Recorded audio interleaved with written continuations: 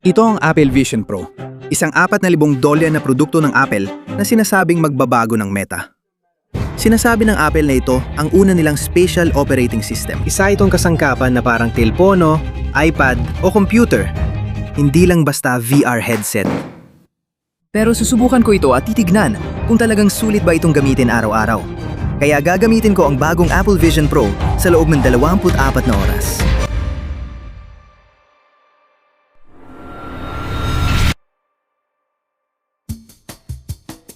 Sa simula, hindi naman masama ang lahat. Masaya ang pagbukas ng kahon at pag-aaral nito. Hindi mo alam kung gaano kasarap ang pakiramdam ng paghila sa tab na ito. May isa pa tayong natira para sa karagdagang status. Interpretation. Pero bro, binuksan ko agad to. Parang bro, tingnan mo to. Ang astig nito. Ang astig talaga nito. Bro, walang hot reveal. Eto na. Parang hindi ka siya. May paraan bang higpitan? Mukhang maliit yata ang mga mata ko. Kasi yung inline na bagay naging sobrang liit.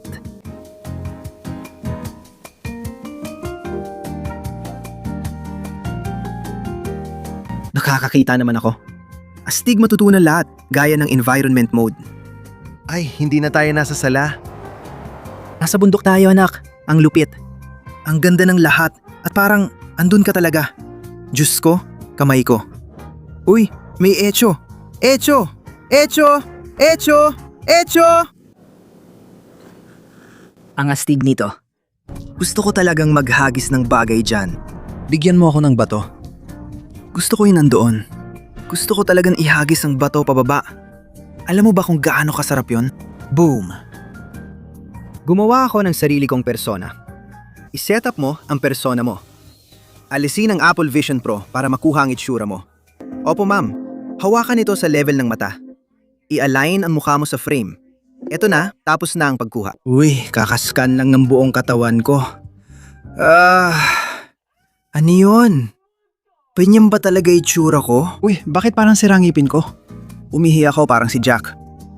Ang Apple Vision Pro, di tulad na ibang VR headset, ay hindi dapat ihiwalay ka sa paligid. Kaya hindi dapat problema ang pakikipag-usap sa kaibigan o paggawa ng araw-araw na gawain. Uy, ano ba yan? Tumatawag si Lola. Sandali lang, Lola. Pasensya, wala tayong oras ngayon. Nakakatakot ito. Hindi ko alam kung makakatulog ako. Pagkalipas ng 2 oras, parang gamay ko na ang lahat. Gaya ng pag-scroll sa mga app at paglalaro ng mga bagong laro. Ano ka? Napaka-cute mo talaga. Hi! Naging komportable pa akong maglakad-lakad sa bahay hanggang sa naranasan ko ang unang problema ko. Sobrang gutom ko na ngayon.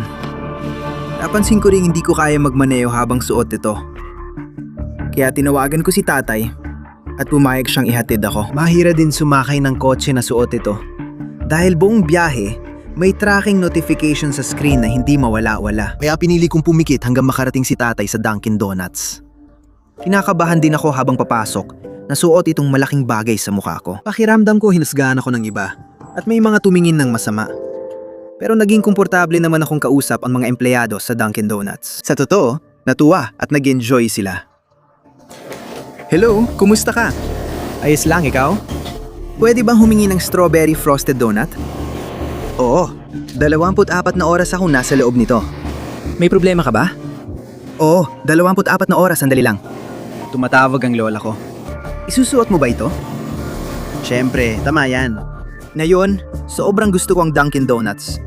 Iba ang lasa ng bagels at donuts tuwing umaga. Kumuha ako ng tubig. Hindi na ako madalas magkape.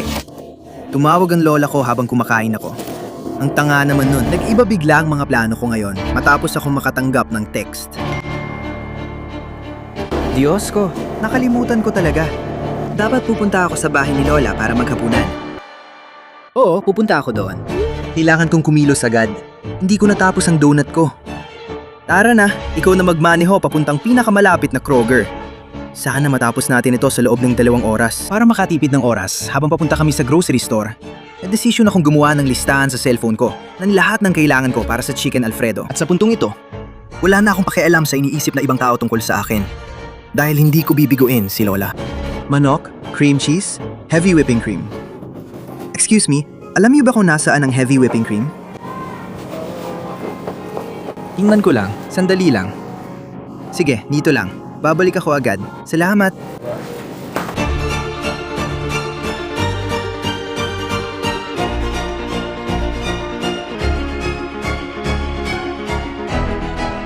Hindi na siya babalik, ano?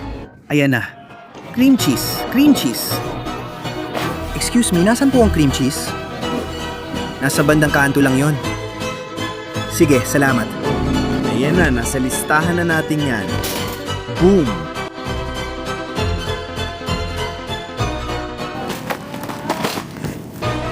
Tara na.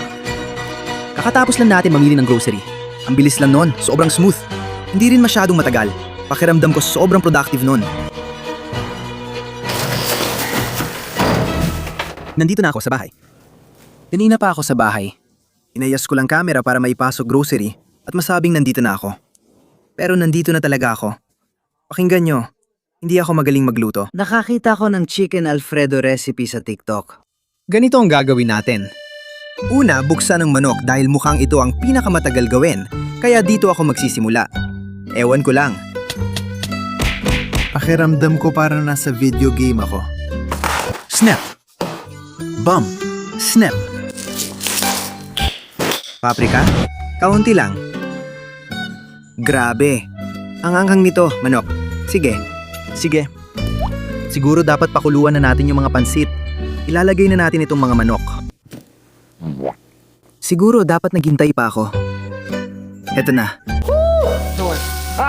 Kumusta itsura natin? Ayos lang, maganda naman. Kalahati lang nagawa natin. Ibig sabihin luto ng pansit. Paano ko ito papatayin? Umalis ka na, tapos na ako. Grabe. Kumusta na ang manok natin? Titinan ko lang sa tingin ko. Mukhang katulad ng nasa video. Oh, basta mukhang malapit, ayos na tayo. At nakakagulat, sa tingin ko maganda ang kinalabasan nito. Pagkatapos kong magluto, napansin kong mababa ng battery ng headset kaya agad ko itong sinaksak para hindi ito mamatay at mapatitig ako sa black void habang hinihintay ko itong bumukas ulit. Ginamit ko ang oras para humiga at balikan ang nangyari ngayong araw. Sa totoo lang, parang walang laman ang pakiramdam ko. Sandali, dito lang kayo. Babalik ako agad. Ayos? Salamat. Anong ginagawa mo? Gumagawa ako ng chicken Alfredo. Kaya ako umorder ng pizza. Ayaw mo ba? Sige. Kahit nandun ako noon, nung napanood ko ulit, parang hindi totoo ang lahat. Ganito na ba talaga ang mundo? Hindi pa ba sapat na lagi tayong nakatutok sa cellphone screen? Kailangan pa bang umabot sa sukdulan? Ano na ang susunod? Pero hindi ko na masyadong iniisip yan. Pagka-charge ng headset, punta na kay Lola. Mga tol, kakarating lang namin sa bahay ni Lola. May dala kaming chicken Alfredo. Ihatid na namin to. Hello? Kumusta ka na? Ano yung nasa mata mo? Pare, ito ang Apple Vision Pro. Nagbibiro ka ba? Oo, tignan mo yan na yon. Suot ko to ng 24 na oras diretso. Ginawan ka nito ng chicken Alfredo. Mabigat siya. Marami akong nagawa para lahat tayo pwedeng gumamit nito. Ang sarap nito. At sayawan lang yon. Pinalit lang talaga ng Apple Vision Pro yung kwarto ng pare. Gusto mo ba? Ipopost natin yan. Isipin mong nasa Cheers ka, Lolo. Bingo! Sasabihin ko sa'yo. Nakikita ko. It's so full of, you know.